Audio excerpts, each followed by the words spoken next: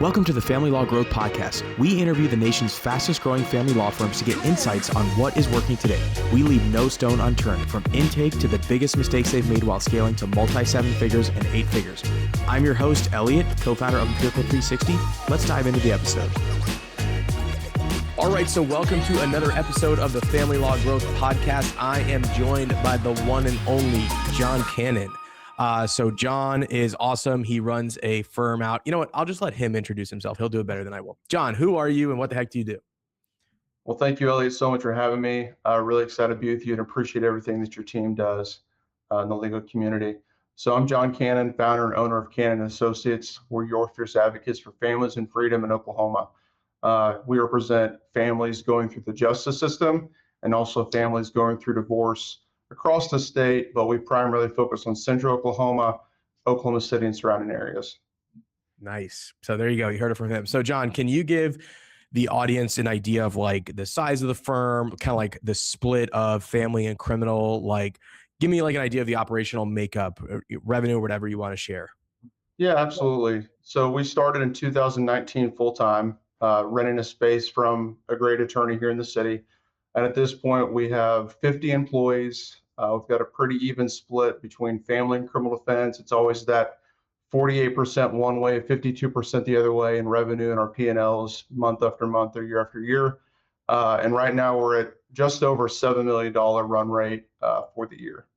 Nice, nice. So how, when you first started, right, for some of the people listening to this, they're like trying to establish their first consistent source of clients. What did you do to start bringing people in to the firm?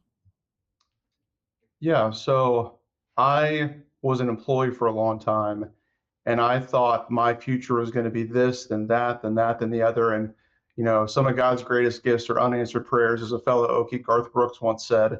And so when I decided I was going to open up my own shop, I knew that if I'm going to provide for my wife and for my kids, I have to make money, obviously. And so I was voraciously hungry for the game. So reading every book I could, listening to every podcast, digesting content, getting coaching.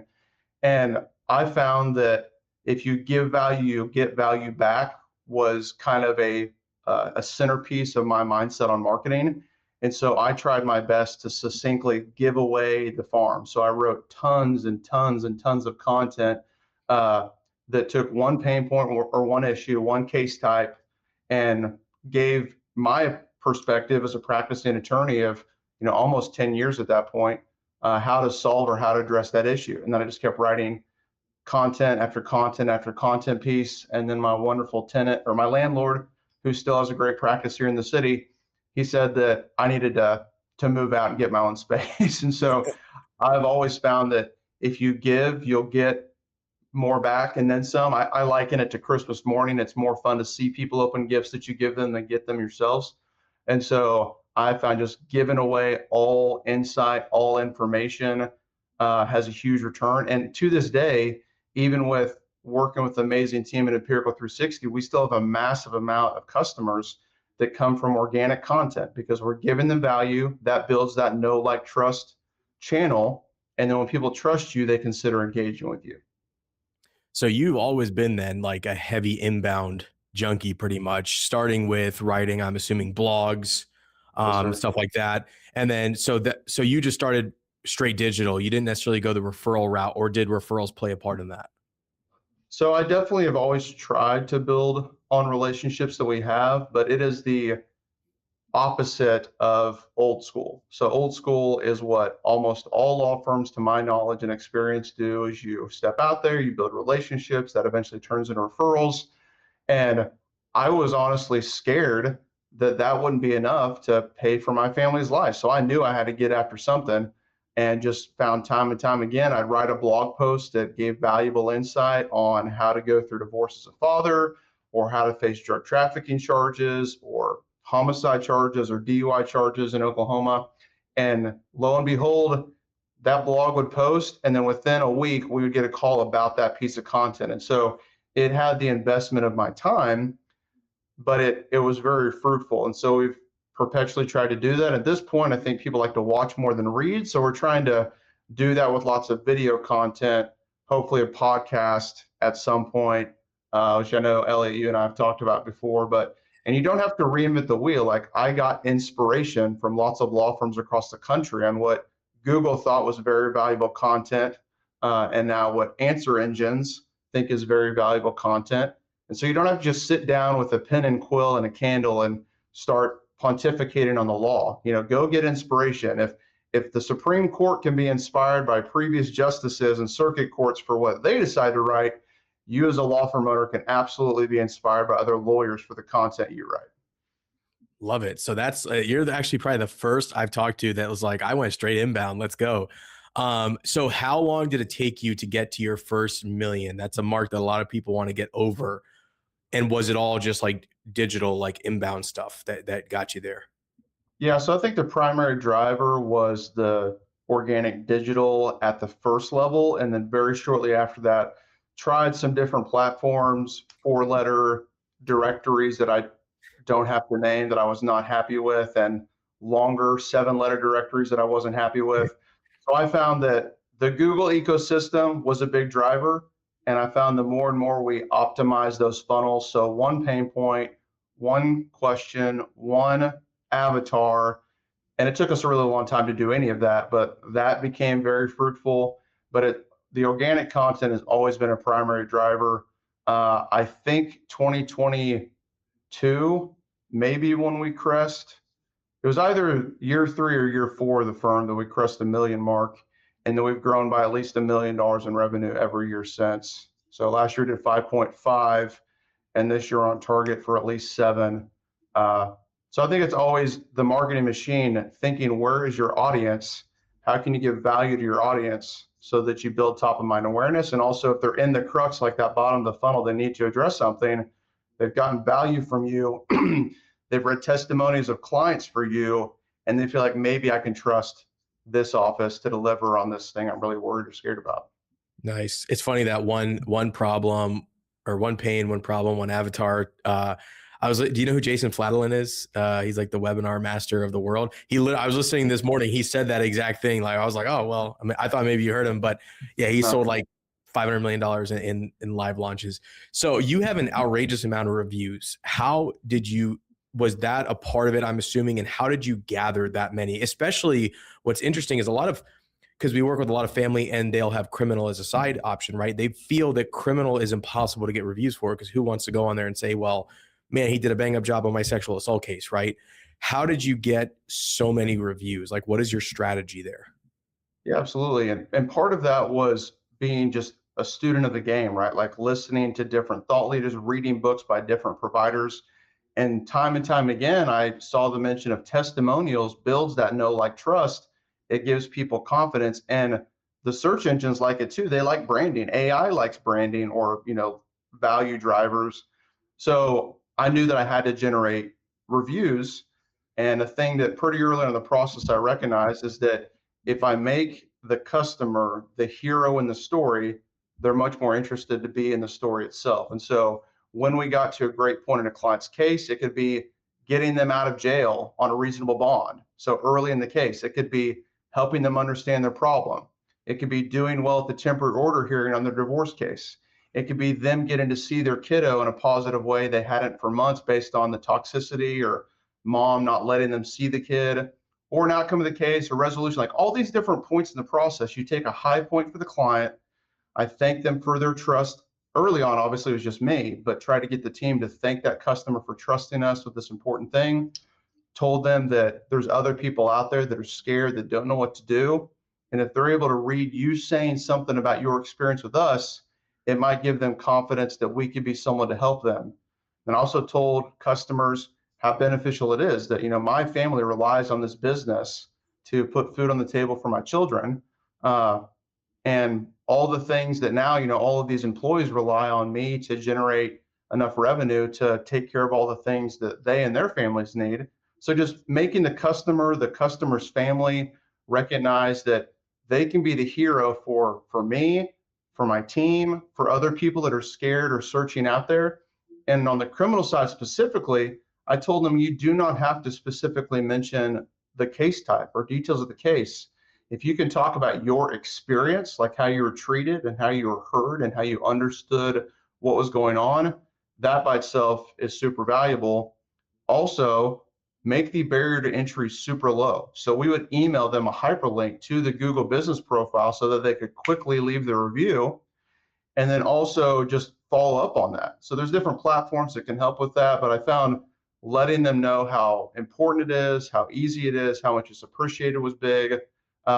We can't pay people for reviews, so we don't do that, but we can pay employees. And so we have a bonus for our staff if they get a qualifying review, and to try and benefit the search engine. There's certain things that you want to be mentioned: location, practice area, things like that, to help drive the value of each Yeah. review. And so I truly believe every Yelp, Google, whatever major platform review is worth at least $1,000, if not $500 in revenue. And so we bonus our staff for each legitimate review they get from a customer. Yeah, that's huge. I mean, that's a really good point too, is taking the high points, not necessarily the resolution, because there's probably a whole lot more high points in the case than there's only one resolution at the end, and it might not be a good one. Mhm. So that's an interesting, and when you explain all those things, like, what this means to us, what it means to our families, do you do that in the email? Do you say it to them? Do your staff members say that stuff to them? Or like, how do you communicate that message? And I guess, do you do it over a course of a few messages? Because if you guys go, look, he's got an outrageous amount of reviews, and I know it plays for the whole ecosystem. So how do you do Yeah. that? So back in the day, I was a full-time practicing attorney. So when I felt like we had that high point with a client or their family, I would have that face-to-face conversation. Nonverbal communication is way bigger than written word or just voice. And so I try to make them understand how impactful and beneficial it is to me, to my family, to our staff, and to others. So I think it always should start with the face-to-face. But then we had, a funnel, a campaign follow-on process to try and help land the plane on getting each customer that we felt had that experience. And then every person who leaves a negative review, we reach out to them personally, ask them if they can meet with us. We're sorry you feel this way. What did we do wrong? What can we change? Now, there's obviously some people in the F category of customers or family that you're never going to build that connection. So you just roll the punches. But if you have 100 plus 4 or 5 star reviews from customers and a couple very toxic people or very bad experiences for a client, which is legitimate, we're all human. I'm human. My team is human. Then it balances that out, right? Like a 94 or an A minus or an A is way better than a 4.0 rating or a 3.6. Those are C's and B's, and that doesn't get the job done. So, long story short, to your question, I think it's important to start in person, have a way to follow up simply. You can get the hyperlink for your Google business profile. You can make that something that's part of your messaging to customers. And then on the team side, now that I don't do a lot of cases myself, I have some clients, but I don't have a lot. It's part of our monthly staff meeting. So we remind people and empower them to help their client feel like the hero in the story. I like when customers give us a review early in the process because there's some accountability to that, right? Like if we Yeah. mess things up down the road, it can shift. And I've had employees, attorneys many times bring that up. It's like, I want us to be accountable to our customers. I want us to be accountable to our community. And so we're at over 1,000 Google reviews between our different locations at this point. My gosh. And Yeah. I think it's about being intentional on answering people's pain points. And if you do anything one time for a year straight, you will accomplish great things. And so just the 1,000 silver BBs, it's not one silver bullet. So just over and over and over again, keep it simple, keep it to where it benefits everyone. It benefits the customer because they know they're helping other people, benefits the team by them getting shout outs by customers. Also in our staff meetings, like those get highlighted of this person did XYZ for me. Like we shout people out on the team for doing great work. This is another thing we haven't done in a long time, but I'm hoping to do it this quarter is competition. So, whoever has the most impact with customers, they get an additional reward so that they truly feel appreciated for having that great impact in the community.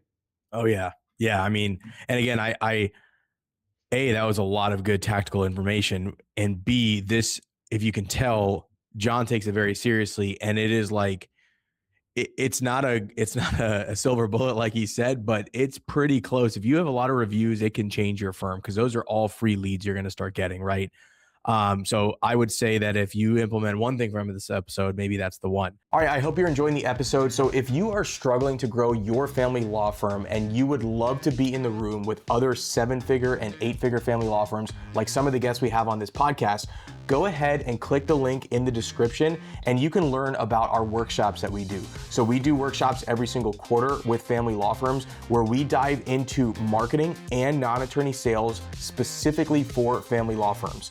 Now, what's awesome about these workshops is you get to learn from people actually doing it, so 8-figure family law firm owners, and then you get to break off into small groups and pick the brain of the subject matter experts that actually do the function that you're trying to solve for.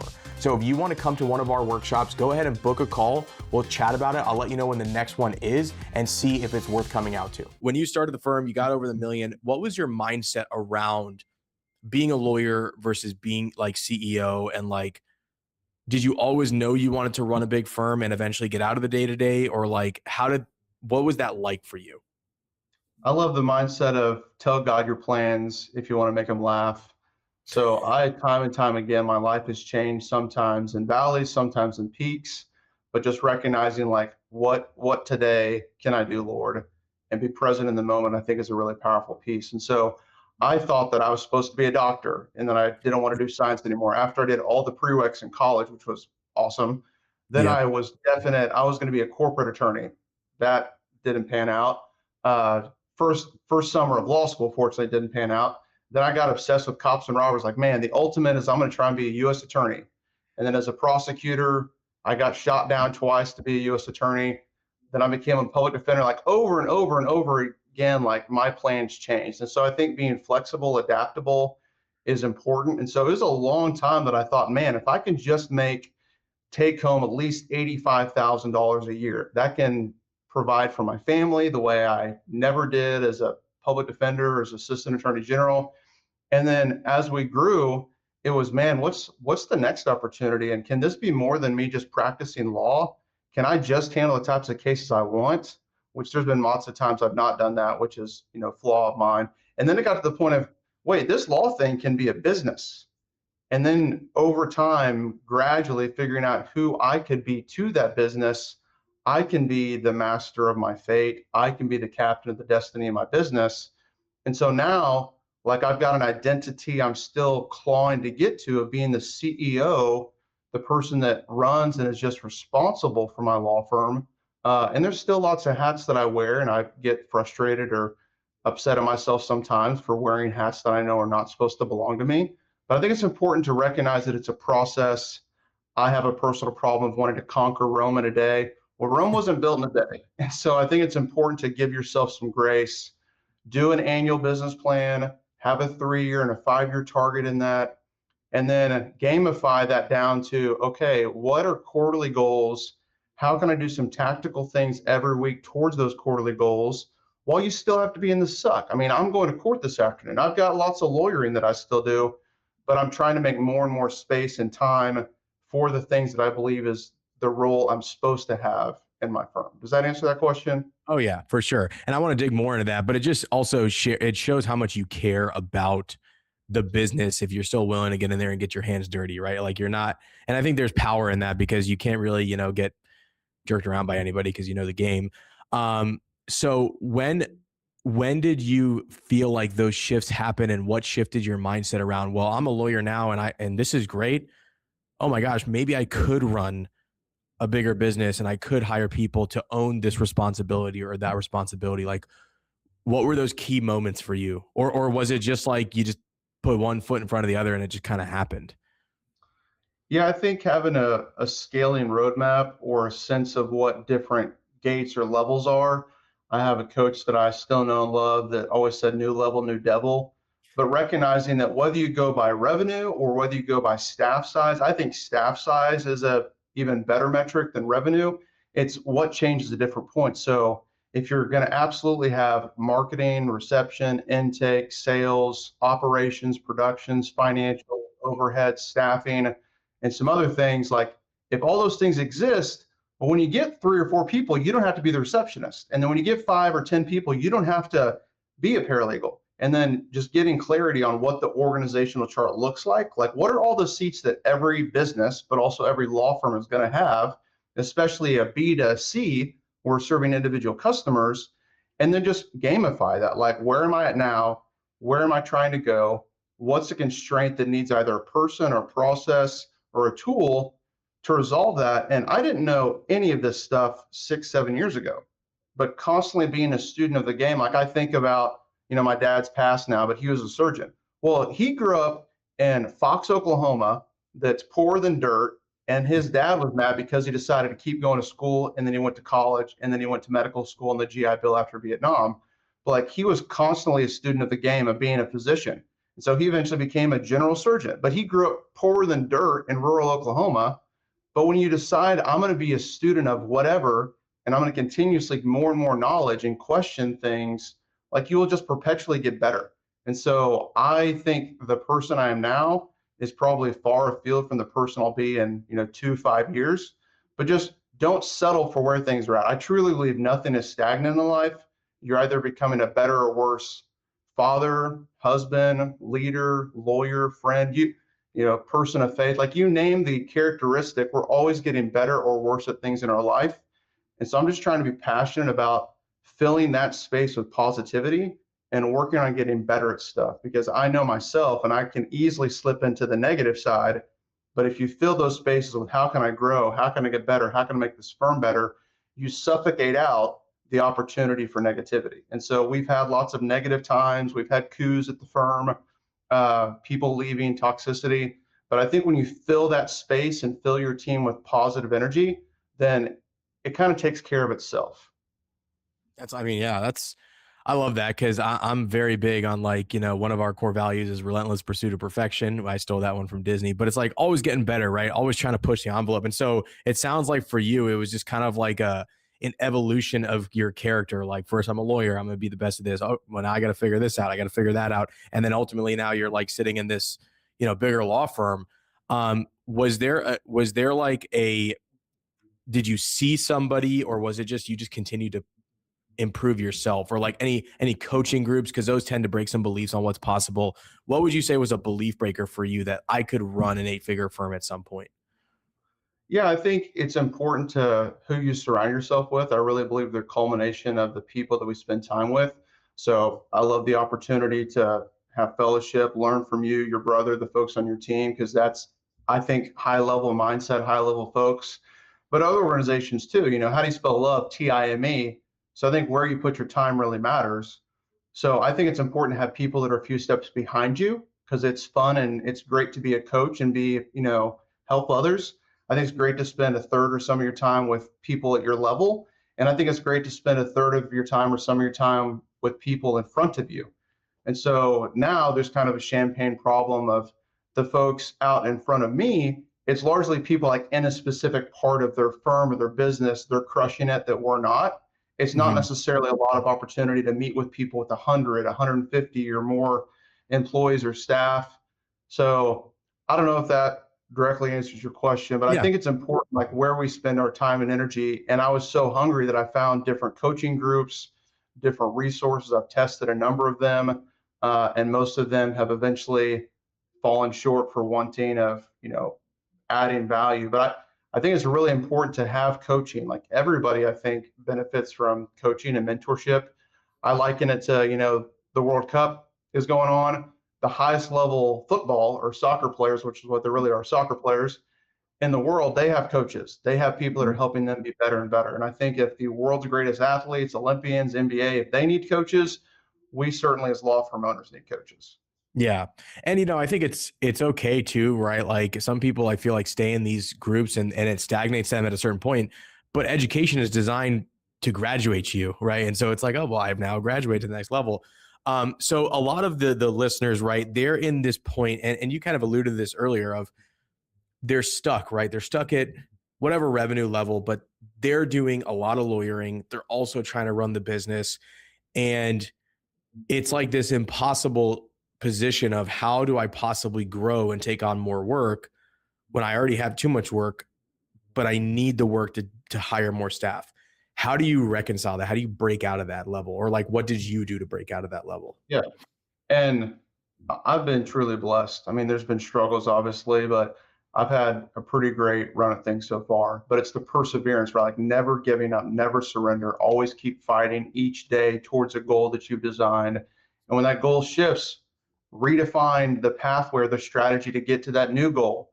I think one thing, this may be Musk, but I've always internalized like making more money solves a lot of the problems. And so if you have an acquisition funnel, if you have marketing that deliver leads, if you have an intake system, if you have a sales system that continually brings in fresh blood of new customers, new money, cash flow, that enables you to take some things off your plate. Like at one point, when I had 4 or 5 people, I was over intake. I did all the sales meetings. I did the majority of the lawyering. I did a lot of paralegal work. I did a lot of file clerk work. I did a lot of financial work. I did a lot of leadership, operational stuff.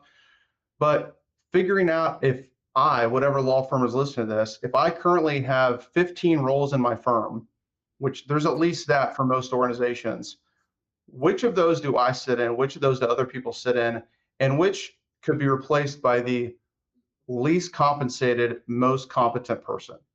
Least compensated, most competent person, which probably starts with stop answering your phones, which probably Yeah. starts with stop doing intake on potential customers, which probably begins with not filing, not doing initial drafting, not going to every court appearance eventually. And you grow and grow to where hopefully you're just a senior associate in some other leadership roles. And then you decide what you want. Like I want to always have some cases and be in the game, but in a limited scope. And so I think the biggest thing is building a monster marketing machine that's getting the right type of leads. Make sure a lot of your content speaks to your physical location, like, criminal defense in Oklahoma City, like list out where you're at, because we have some content that historically was generating stuff all over the country because it doesn't clearly enough state that Oklahoma City on that specific page, the schema, the H1, H2 hierarchy.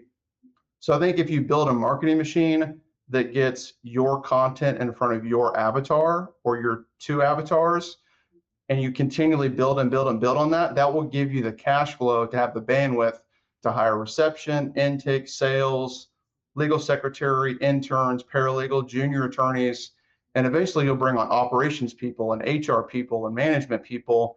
And so I think it's just the long and short of that is if you're at any scale, build a marketing machine, and then it's going to break because you're going to get too much and you're not going to have the staff, and you're going to miss leads and you're not going to have staff, and then it's going to have a downturn. You're going to have too much staff. Like it's a constant process of too many leads, not enough people, too many people, not enough leads. Like recognize billion-dollar companies have the same problem. Like every level has this issue. It's just what scale.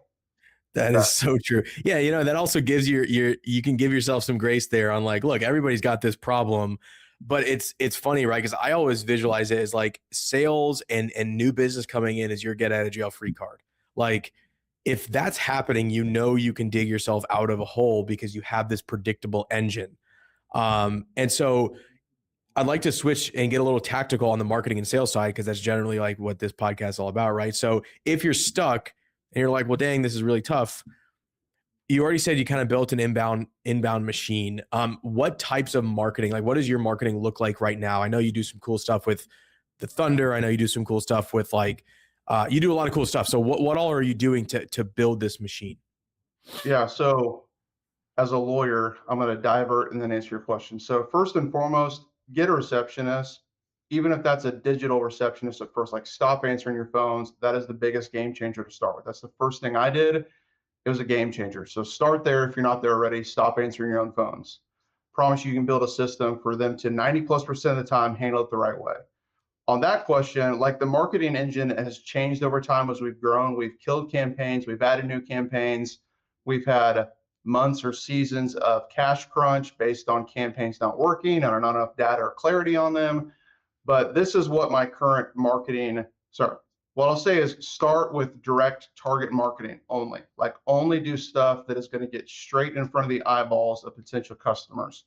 Do not go big. Do not go brand awareness. Do not do those things first. So wait or never do television, radio, billboards, sponsor professional sports teams like the Oklahoma City Thunder. Start with direct response, targeted marketing. So content for your avatar, top of funnel, middle of funnel, bottom of funnel. Start with Google ad campaigns that have a complete process of like the right copy that's targeted by geo and by negative keyword, negative long tail keyword phrasing, so that you're really trying to target eyeballs of your actual customers. Have a funnel that goes to a landing page with the right engaging copy that leads towards a form fill or a phone call, and then actually track that through call rail of a different number for every lead source that you have. I'm halfway through listening to the great last episode that you and your brother did about like funnels and campaigns and seeing where the constraint or where the shortfall is. So build tracking for every single campaign, which I'm still trying to get full clarity on, the ROI on all of my campaigns, and then step into from pay-per-click LSA. But be careful, because Google will gladly spend all your money if you let it. So like set caps for the week, set caps for the month, set timing caps, track LSA, track pay-per-click. I'm a fan of PMax right now. It's hard to see everything on PMax, but Google likes it, and we keep having a good ROI on phone numbers associated with PMax. And then work with experts, right? Like I've been super happy with your team, Elliot, and support on managing and doing the day-to-day, experts looking at all the Google Analytics, the Google spends, and then build out the things that work in the funnel. Like it's great to have good marketing, but if you don't have reception, intake, and sales that works the right way, listen to a previous episode with Eric and Elliot on that, then it doesn't matter how many leads come in the door. But like we do direct targeted marketing, I think that an underutilized piece that we've had at times, but now is just twice a month, get to the point where you add value in a newsletter every single week. Like get your entire audience every single week, because it is free chicken getting in somebody's inbox. And if you get a 25, 30% click-through rate of people accessing it, that is next to nothing for a related cost of doing radio ads or TV ads or billboard ads or branded. So it can be branded, it can be direct, it can be targeted. You can track like who clicks on what links in your newsletter to go to what pages. And sorry for getting into the matrix, but I think start with direct targeted marketing that you're confident will just go to your avatar by type and by geo. And then social media is a whole nother beast, but you got to have the right people and the right tools to help you manage social media or meta marketing, because it is a massive deluge of form fills and phone calls. Like you really got to have the tools in place to cut through all the fat to get to the meat of that content. But it can also have a really good ROI, but you got to have a great intake and sales system to handle those higher volume, lower cost lead sources. And that's really the majority of what we have now. And we're trying to get our social media presence up, and our YouTube channels, I think, are a huge opportunity. Really excited. One of my passion projects is building our legal canon YouTube channel. I was at lunch yesterday with a friend, and he said he watched some video, and then one of my videos popped up next on his feed. So I think that YouTube videos, reels on Instagram, it's the same thing as a blog post. Take a pain point, have an engaging hook, and then answer that pain point of that question. And then I call it the Netflix effect. Have a related video that you reference at the end of video one, and then put video two as like, watch this next. Like my wife and I can watch Netflix for 8 hours if we're not careful. You can get the same effect with your right avatar on your YouTube videos and loop them into different platforms, keep them in your ecosystem, and then they just automatically become clients. Like it almost is as powerful as the conversion rate of a referral source, because in my opinion on marketing, it takes at least 7 touches that are positive interaction per customer for them to make a purchasing decision. Think about when you buy lunch, how many times do you think about that food type before you go buy it? Pause for a minute, think about that. And the last thing I'll talk about, but the first thing I did, is your website. That should be the mothership. Like that is the Death Star if you're a Star Wars fan. Like you have to build that bad boy out, and you got to protect it up real good. I may or may not have had a malware crash that happened on Friday when we switched something over, but I will say that Elliot and Eric's amazing team, like they righted that ship by like 4 a.m. on Monday or Sunday afternoon. And I really appreciate the help on that. But the website is the mothership. You got to protect it and then work on your fleet going out and doing the things you need them to do. Yeah. These AI hackers are getting more sophisticated these days. So it sounds like you start direct response. So get leads coming in the door ASAP. then you can start to experiment with some more of the brand stuff and some of the more, the branding stuff that you're doing. And a part of that direct response is that conversation we had earlier on the reviews, because that's Google business, right? So let's get free leads from Google. So you've talked about the marketing side, and by the way, John gets a lot of leads. What does the sales side look like for you right now? You said reception, you said intake, you said sales, and I don't think people really separate those in their heads. They kind of just say, I have somebody answering the phones, I'm good. How is yours structured, and how is that like evolved? So I'm gonna cheat one more time and mention something I forgot to mention. So Hormozi's red dress concept is crucial for proper marketing campaigns. And basically it's 70-ish% of your content should be the core. And this is true for how you handle marketing and intake and sales and production, but 70% or so should be the core. 20+% or so can be things adjacent, and only 10% should be the red dresses or the shiny object. And so when you're building out a new marketing campaign, I would highly encourage people to make the meat of it what they've been doing. I personally probably went in a little early as far as spend wise, like breakdown of my marketing investment with partnering with the Oklahoma City Thunder. It's been great. It's been fun, but keep, 60-70% of the spend of the time, of the energy, and that core stuff that works, and then gradually add one or two things at a time. To the intake and sales conversation, I think it goes back to something I have come up with from lots of sources. So I can't list all the sources of this concept, but I didn't come up with it on my own. But it's delegate, don't abdicate. And so really think through the 4Ds of delegation. Decide or determine what's right, document what is right, demonstrate. So decide what is right, document what is right, demonstrate what is right, and then delegate what is right. So in an ideal world, from training, from resources, from talking to folks on Elliot and Eric's team, like what does right look like for first 30 seconds of a phone call with customer, for first 5 minutes on the phone, for how do you get them to the right person, whether it's retain, refer, reject. I call that the 3 R's of our intake system. How do you get that to happen? Once you've run it enough and you get comfortable with it, then you document it. And AI is a great tool to do some of this stuff also. You document it, then you demonstrate it. You left seat, right seat, as we say in the Army. Of I'm going to do it, you're going to watch me, then you're going to do it, I'm going to watch you, then you're going to do it, and I'm going to follow up later. So then demonstrate it to someone, and then delegate it. Have them do it, but don't abdicate. Like show them the way, follow up on it, but never abdicate, never leave it completely alone, because it is the lifeblood of your office.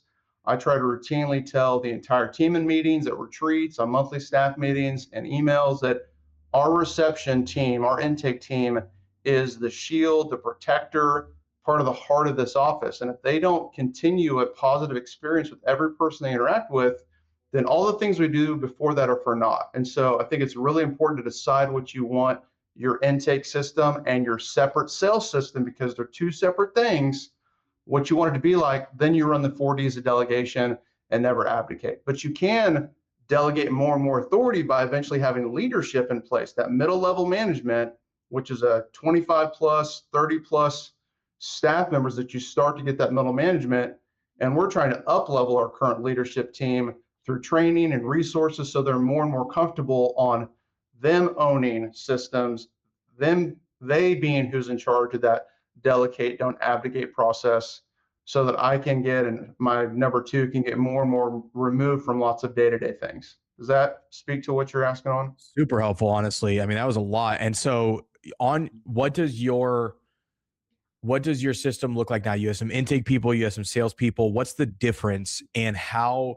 Because a lot of people don't think that non-attorney sales is even possible in criminal or in family. So first question is, what does it look like currently? Like, who do you have and what do they do? And then how is it that no attorneys at your firm talk to people before they become clients? Yeah, so I've come to love the system of professional sports uses, of like college sports and AAA sports before you get to the big leagues. So we're striving on bringing more and more people in that are non-attorneys at like that reception, admin, lower compensation level at the office, and then letting them grow into their natural giftedness on the team or grow into a different business. Typically, it's one of the two. So we try to bring people in as receptionists, and based on their skill set, where do they go from there? Because a receptionist is not the same person as an intake specialist. Like reception should be a filter. They can do scheduling. They can make sure only the right people get through to the legal team or potential sales, like right problem, right place, right time. Those folks are supposed to go through to intake, that is doing a deeper level of qualification, building that know, like, trust, showing more and more value of our team, giving kind of those differentiation pieces. Another sales mentality thing to me is that every sales decision you make is about differentiation. You're not just evaluating something, you're comparing it to something else. So when my family went and saw the Minions movie last night, we saw that versus a different kiddo movie because all five of us went. So people are making differentiation decisions along the way. So reception needs to be spot on being pleasant, on being welcoming, because they're comparing that to the majority of offices. So when you call this a law office, you don't want to be that. You want to be the warm, the welcoming. I call it compassionate reassurance in that first 15 seconds. I call it CPR 15, compassionate reassurance in 15 seconds. And that's a piece of gold that I just gave away. But you want that to happen reception. You want intake to be referring, rejecting, or retaining. And then you want a separate mindset, at least, of a sales conversation, because lawyers shouldn't be spending their highly valuable time meeting with prospective customers that may never turn into clients. And also, I truly believe people should not get legal advice in a consult, because we do not know the facts of their case. We know what they tell us, but if they say ABC and we advise them of D based on their ABC, and it turns out the truth or a different version of the truth is like AB PQR, and you told them D, well, guess what they're going to try and hold you to for the next 6 months or a year? The D that you told them about. So I think it's really important that during the sales conversation, it's about identifying pain points, identifying processes to address those pain points, and not committing to any outcomes, right? Like always under promise and over deliver. I try and make sure that we do not promise outcomes to people, because in a divorce case, in a criminal case, there are very specific outcomes that people want. But if you tell them, I and no ethical attorney or our team and no ethical office can promise you an outcome, then if they won't take that, you're better off. That's a D or F client that you do not want. Trust me, I've been there time and time again. I've personally been there recently on a federal case. So like, if people want a specific outcome promised to you, run for the hills. And that grading of clients, you can document that too. And if somebody hears that, they have confidence that, oh, the owner wants me to reject this person because they're expressing this expectation that we can't deliver on. So I'm doing what the firm wants me to do by rejecting them, as opposed to letting them in and then them infecting our team. And we've done that the wrong way lots and lots of times. And we're still trying to do a better job of how we handle the retain, reject, refer out. That's a constant process. And Elliot, you mentioned it, like we get hundreds of calls every single week. So it's like trying to rebuild a plane in the air, and it's a process, and it's fun to continually be building, but it's really important to have a different mindset, at least, about reception, intake, and sales. I mean, I honestly love that because you explained that so well. And I love the idea of reception as like your switchboard, right? Who goes where? Intake's a little more salesy, but like, I guess the 3 R's, that's another helpful tidbit. I'm gonna steal that probably and run that in Salesforce. And it's funny because what John said there is the other day in our sales training, John's team is in there, and I secret shop one of your competitors because Shelly asked me to. And boy, everybody felt a whole lot better because it was your biggest competitor, and they were like, law firm, oh yeah, it's $1,000, talk to the attorney, click. It was one of those calls, right? And I'm like, oh, well, you guys got nothing to worry about. And so you keep saying the word sales conversation, and you and I, that's normal language, right? For an attorney who this is like a new concept to, that may sound icky. Did you ever have a problem with that, or did you have a shift in how you thought about it? Yeah, I think initially I felt like I needed to do it, but I think if you really look at the ABA ethics rules and your local state rules, like we should not be given legal advice unless we have clarity on the circumstances. And the easy button for lawyers, or the easy button for anyone that has a specific skill, is to go super high level and technical when you get uncomfortable. Like you really know that you know a subject and clearly communicate it if you can keep it on a 5th grade reading level. And so we struggle with that, but non-attorneys don't, because they don't know that verbiage. And so I think that I don't do a very good job in some consults because I start pontificating and lawyering about different steps in the process. It's far too much. Like, people don't need that. People need to trust us. People need to think that they're going to get value from us and that there's a return on the investment of working with us. And that's not legal, that is relational. And so I think another important mindset piece is that all sales is emotional. Like, people don't make logical purchasing decisions. People make emotional purchasing decisions. And if they know, like, trust your office, if they have a positive experience throughout the process, then hopefully they're going to feel the value driver to make that investment to work with us. I mean, we have a conversion issue that we're trying to work on. And I think it largely stems from making sure every customer we speak to feels a huge amount of value of working with us, that the value of getting our team on their team on board to support them is far more valuable than the money they're giving up because it's an investment. So I think it's really important to recognize that I don't believe we should be giving legal advice during consults. I think you can explain some simple concepts in the process, but it largely should be, what's your concern, what is your pain point, and how can we potentially resolve it, not legal advice. Yeah, I mean that, it's funny. I was actually talking to Lori the other day. It was like a family matter, but she was saying so many things I did not understand. I mean, the minute you start saying filing petitions and this and that, I lost her in about 2 seconds. And I talk to lawyers all day. I'm like, I actually said, I don't know what you said. Can you dumb it down for me? Right. Cause I don't mind asking that and saying, I don't know what you said, but other people might just feel stupid. They might not want to ask more questions, and then you make them feel bad about themselves, and it's a whole cascading effect. So last question, John, because this has been, I love it because John is also a student of the game. He can get super tactical. He can stay very high level. And so this has been very fun tactically. What would you, if you were starting your firm over, or you were like, you were at the million phase, let's say, and you were stuck, what would you, like, knowing everything that you've been through, what would you do differently if you wanted to rebuild back to the same level? Like, what key things would be very different in your mind? So I think that time is our most precious asset, not just in work, but in life. And so I would really focus on, who can I invest in? Culture first. Who's the right fit culturally for our team? Who has the character of the team we want? And AI can help you with that. We take transcripts of our initial interviews, plug them through AI, and do a character personality assessment on people before they go to a substantive interview. So how can I find the right people of character and the right opportunity for them to own different things, so that the right people can step more quickly into the roles that they should be in? I think one of the most important value drivers of a business is the right people. It's a people business. And so I think getting hyper intentional about, what does my organizational chart look like? Not who is on my team, but like, what are all the seats on my team? Who's in what seat? What is their giftedness?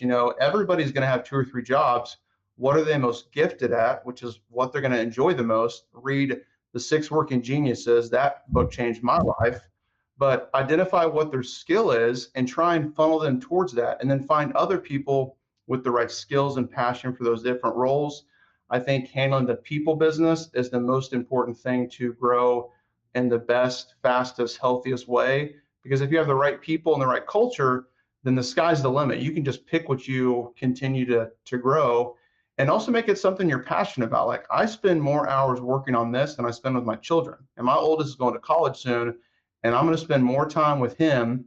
I'm excited about a trip he and I are going on. There's the 2 of us next week, but I'm going to spend more time with him the next 3 years than I will the rest of his life, the rest of my life. And so time is precious. So if you're going to be in your law firm, if you're going to be serving the community, get into something you're passionate about. Because if you have passion for what you do, you can build that passion into the values and cultures of your office. And then you can find the right people and detract the wrong people that have a similar passion as you. There you go. From Mr. Cannon himself. Well, John, thank you so much for being on the episode today. I hope everyone found it as valuable as I did, because there's some gold in there. And I will see you guys on the next episode.